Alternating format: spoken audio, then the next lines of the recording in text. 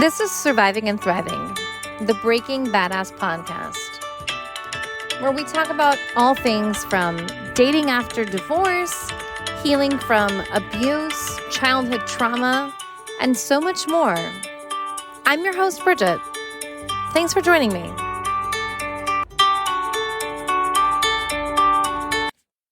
Welcome back to another episode of Surviving and Thriving, the Breaking Badass podcast. As you know, I'm your host, Bridget, and today is the last episode of our first season together of my inaugural season of me deciding I was finally going to start a podcast with all of you listening along. So thank you for joining me on this adventure. To finish out this season, I've got to start a disclaimer for you on this episode today.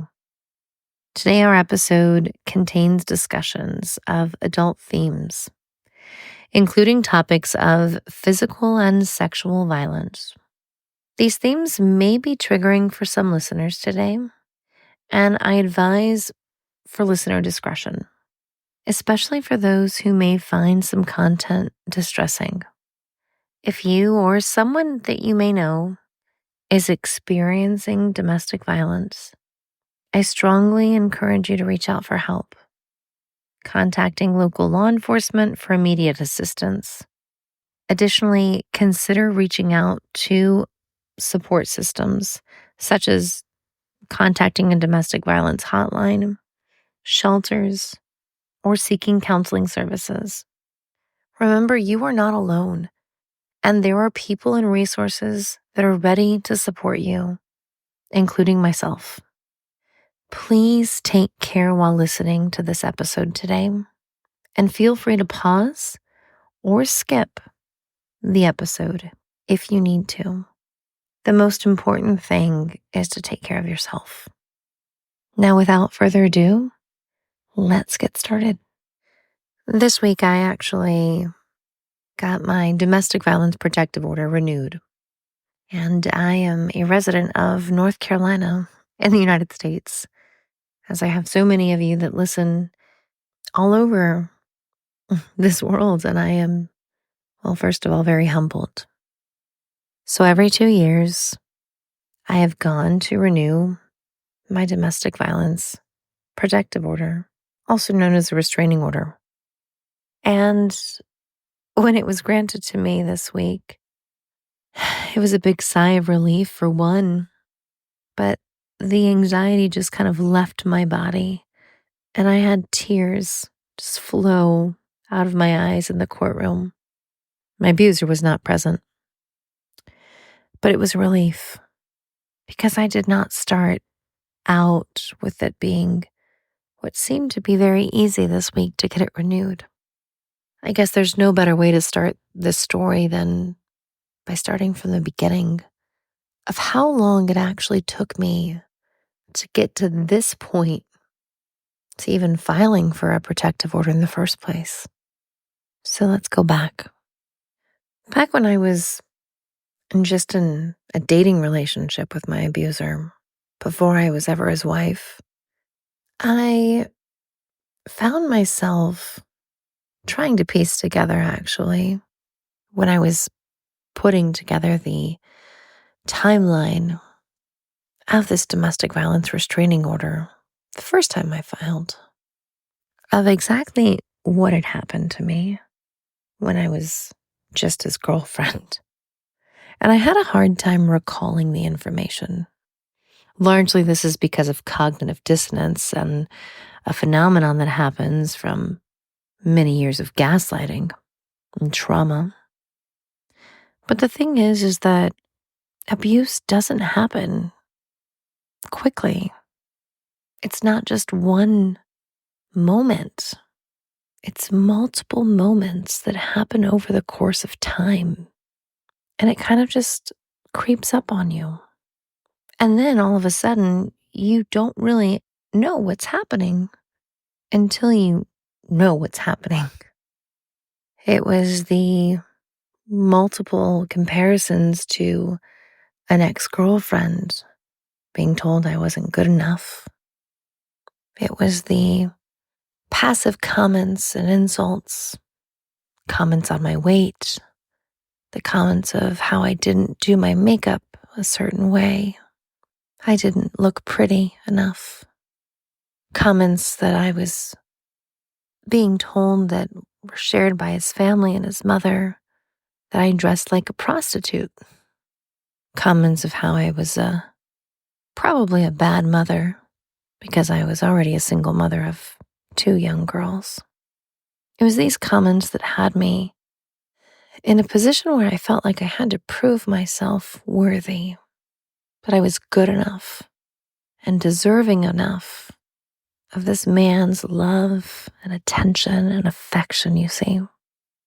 That's the psychological and emotional part of this abuse. And it starts very slowly. Of course, at the beginning, everything's great. Everything is, he's so charming and literally seemed like Prince Charming. I remember I made a photo album. I gave it to him. Pictures that we had taken at the very beginning of our dating relationship. And I had said how I felt he was my savior and he had swept me off my feet. Literally felt like he was my very own Prince Charming. You see, that's the way all of these stories go at the very beginning. What I've learned is that if it seems too good to be true and it moves fast, you need to pay attention more quickly and more closely. It was hard to pay attention. I didn't know what I was paying attention to. I remember he broke up with me, my abuser, several times during the dating relationship, and I felt devastated. And then he would come back, and he would ask me to forgive him, that he had made a terrible mistake. He didn't know what he was doing, you see. And I naively forgave him. And this honeymoon stage started all over again. In actuality, it wasn't the honeymoon stage, it was the love bombing again. But I did not know any better.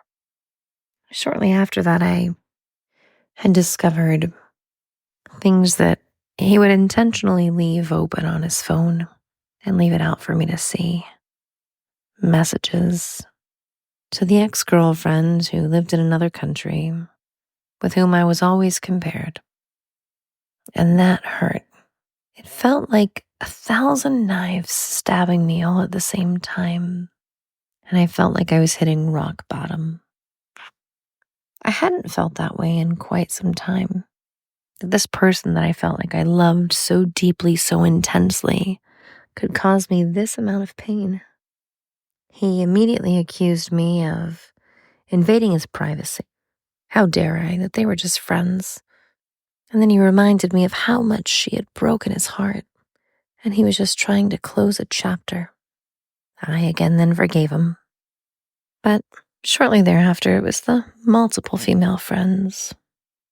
I was compared to them, and I would find the messages and communications of how he would talk to them, and then it was the late night calls of how he had not yet believed that he had found the love of his life. All the while, he had proposed to me, and I was his fiancée.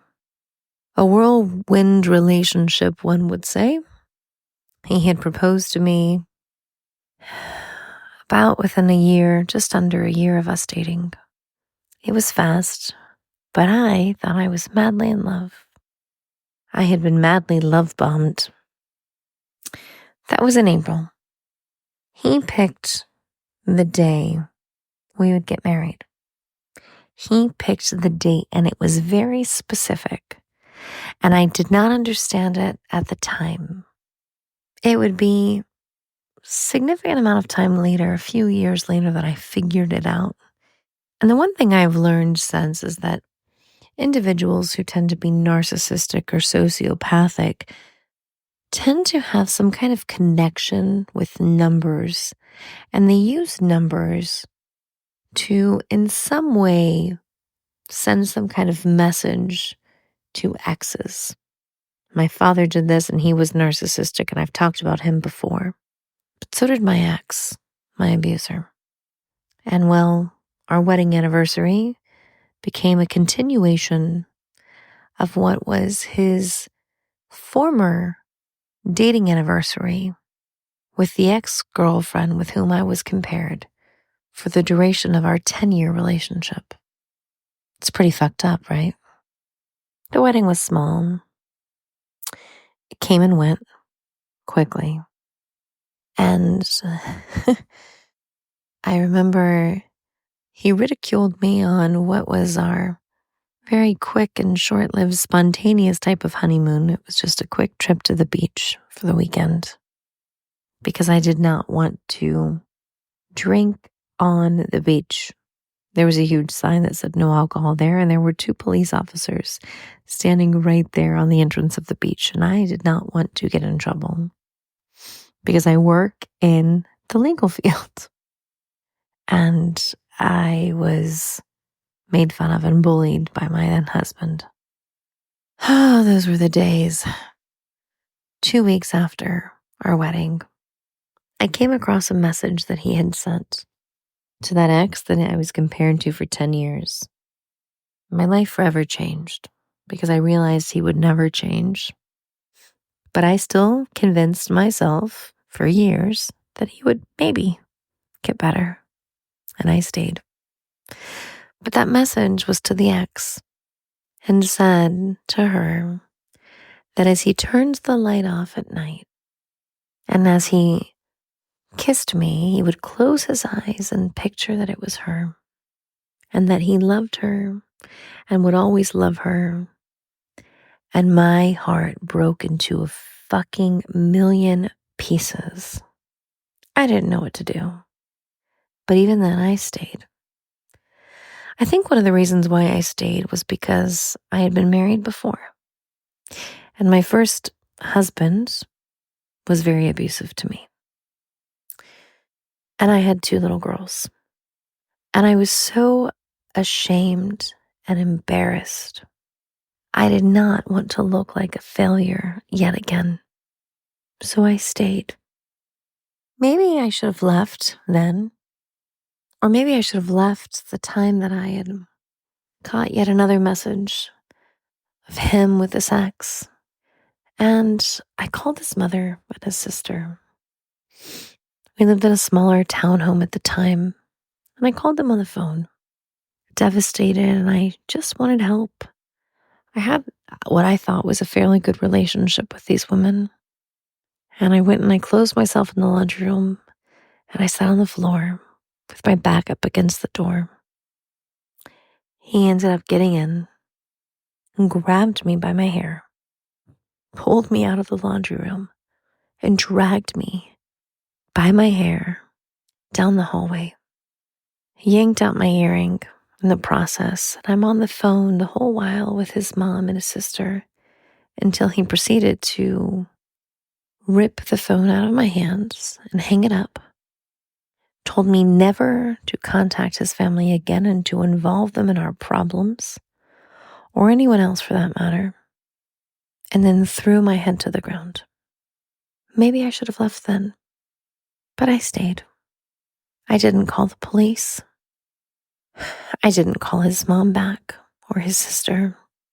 And I didn't call the police because I was afraid of getting him in trouble after he hurt me.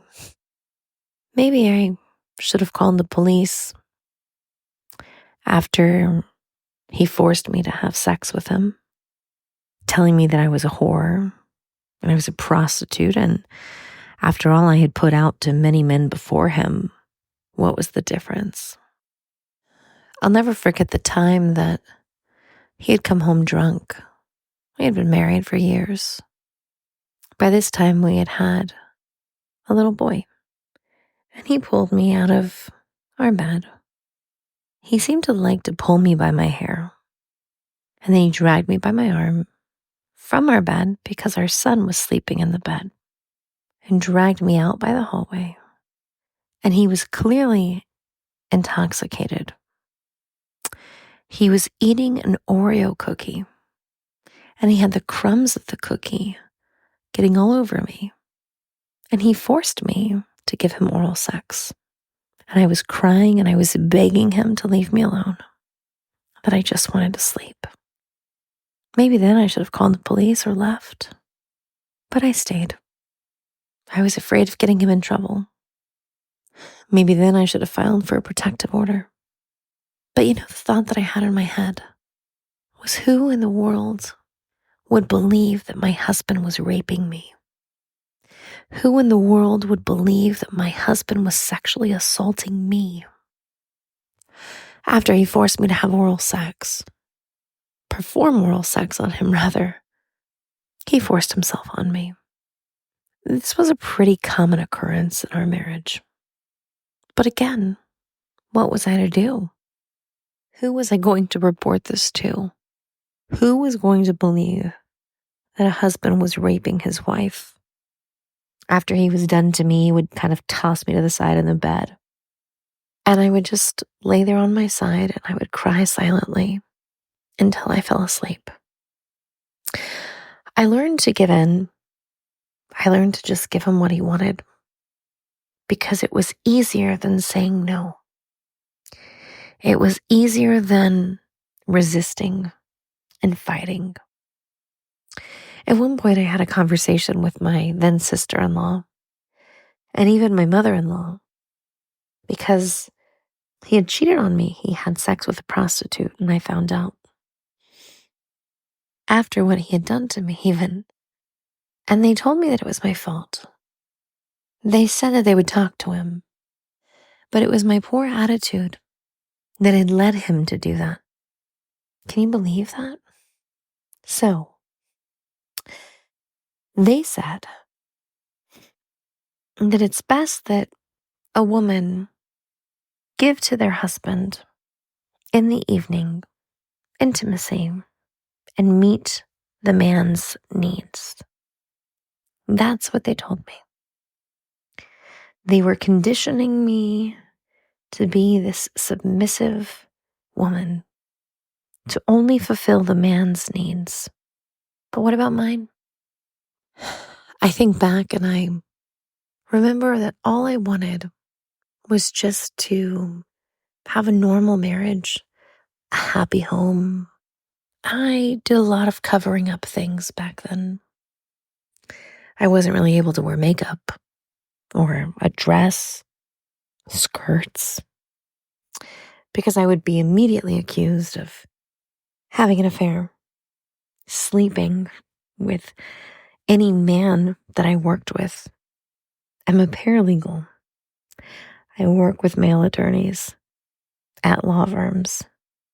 I couldn't even leave the building with a man because I would be immediately accused of sleeping with them.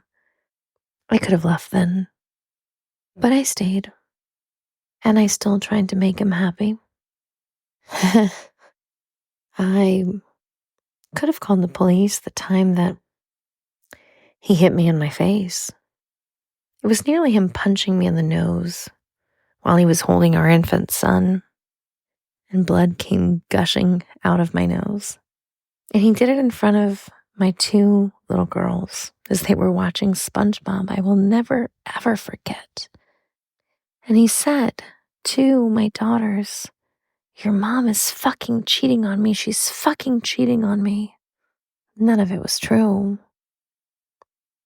He was paranoid as hell because of a text message I had sent him saying I was going to the DMV, and I was there at my lunch updating my address because we had just moved and we had bought a house.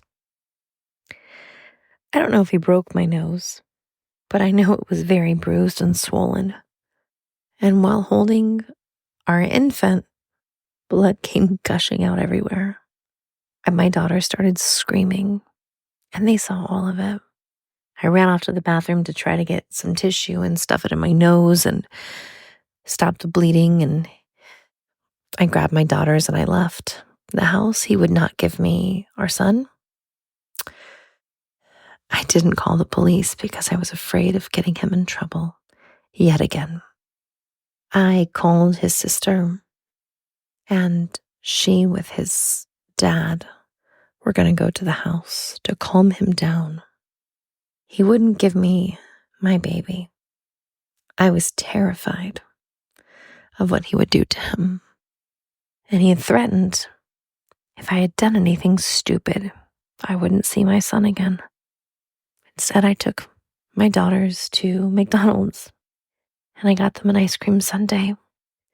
And the woman at the window, because I went through the drive-thru, saw me and had seen the condition of my face and asked me if I was okay and if I needed help.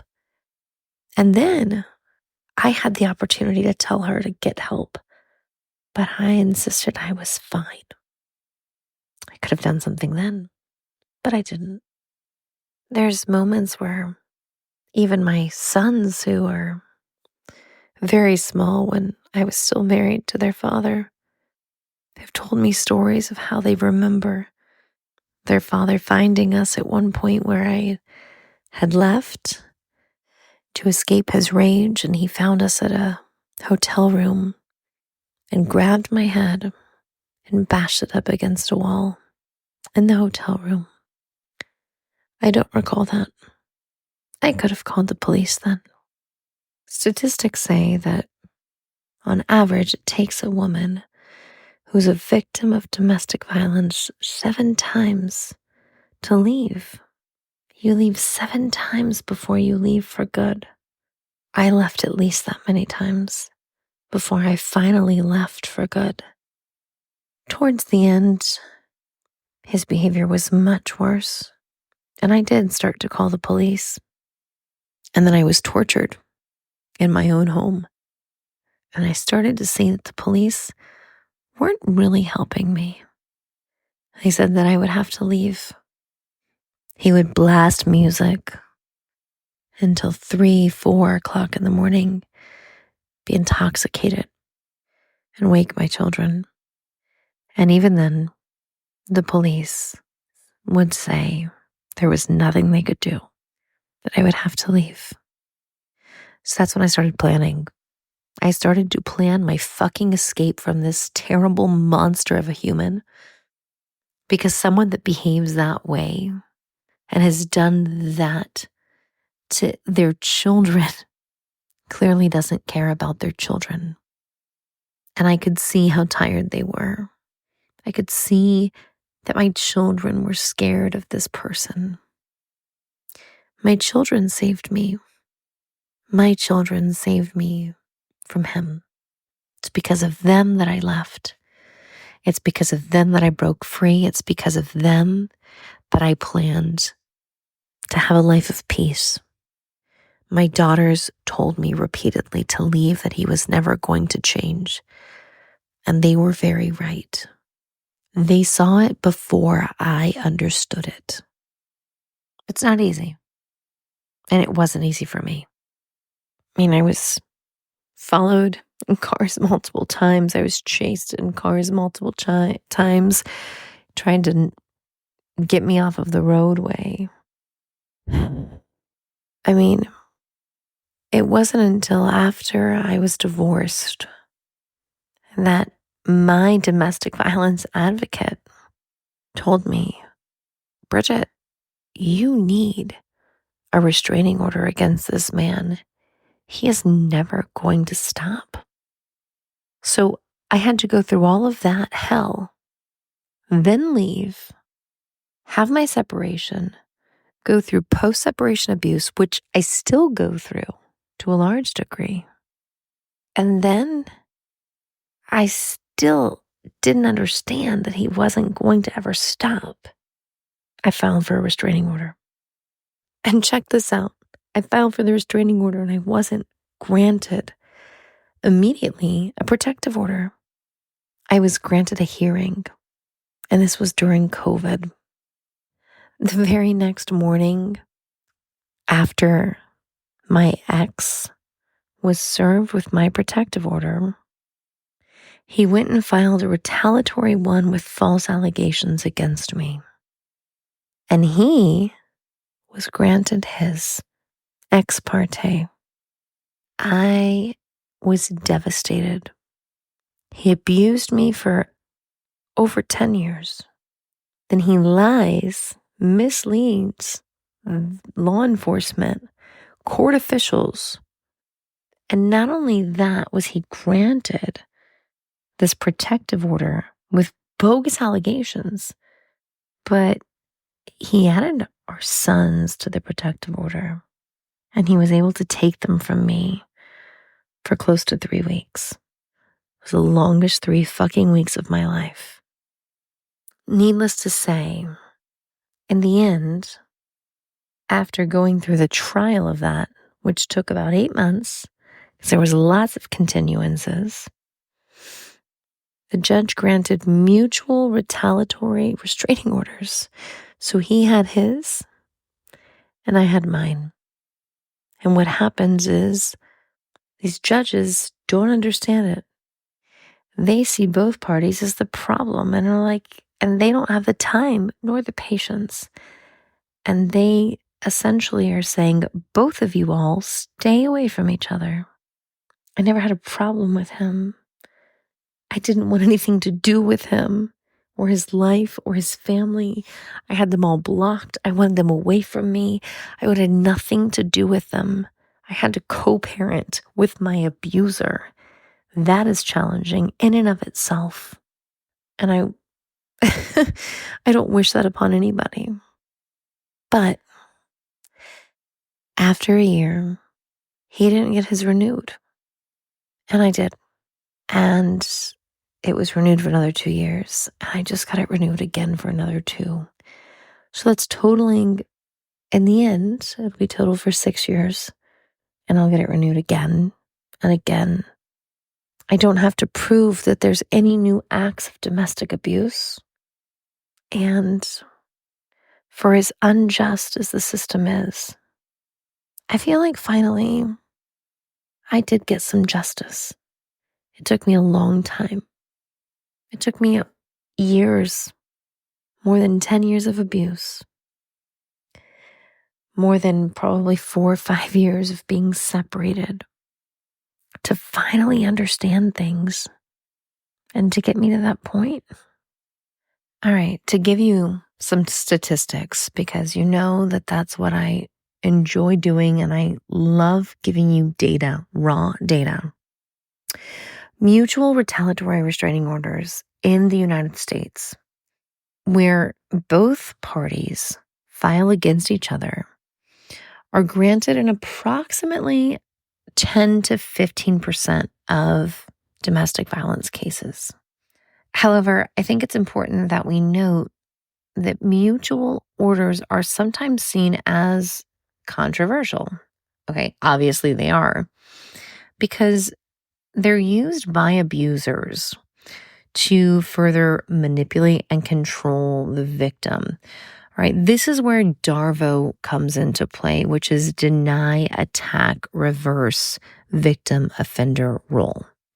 The orders may reflect a misunderstanding of the dynamics of domestic violence, where one party may be the primary aggressor and the other is simply defending themselves. That's not typically the case where I have seen in mutual retaliatory restraining orders being granted. I have seen them a lot of times with false allegations. So the victim has filed first, and then the aggressor is filing second in retaliation of.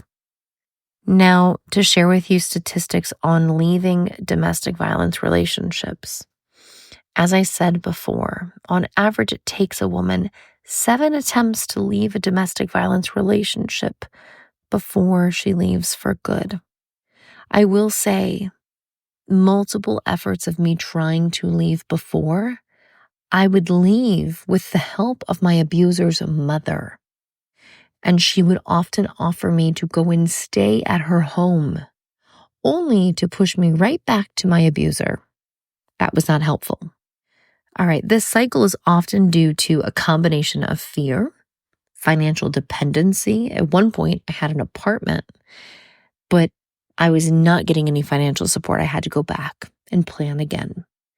Emotional attachment, because you're trauma bonded, and the hope that the abuser will change. They might offer to go to therapy. If you're religious, oh, let's go to church. I'm going to change. I'm not going to do that anymore. All of the things. False promises. So understanding this overall statistic is crucial for offering support to people that you may know, or even to give yourself grace if you've experienced this.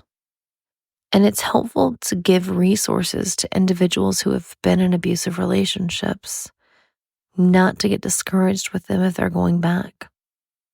It also highlights the complexity and challenges that's involved in breaking free from the cycle of abuse.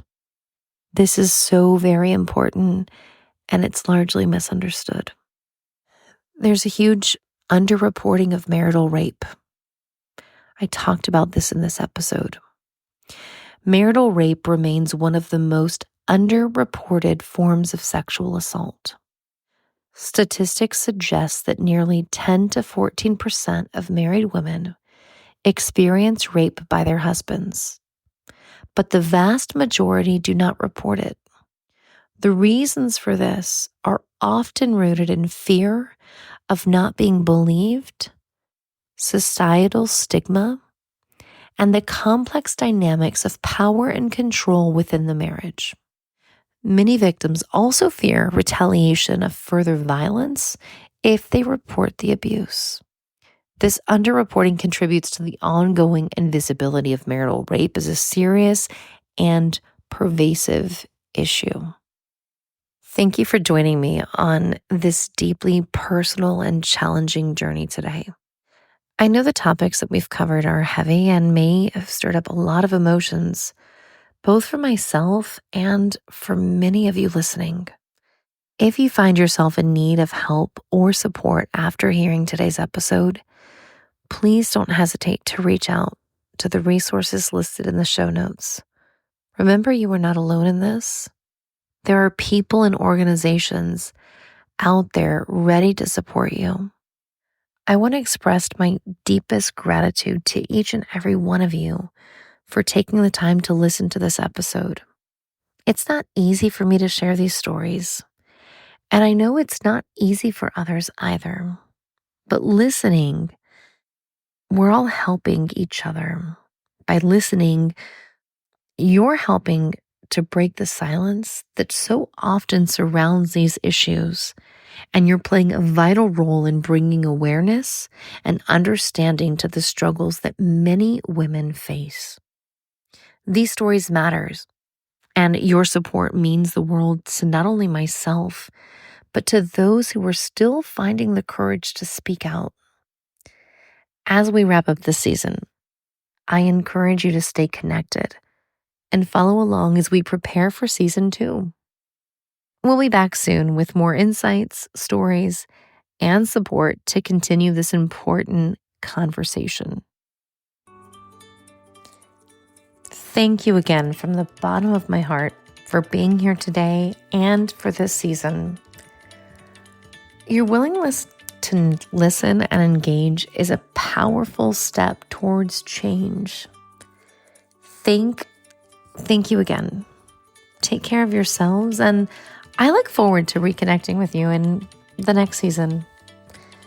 This is Bridget signing off for season 1 of Surviving and Thriving, the Breaking Badass podcast. Love and light. Until season 2.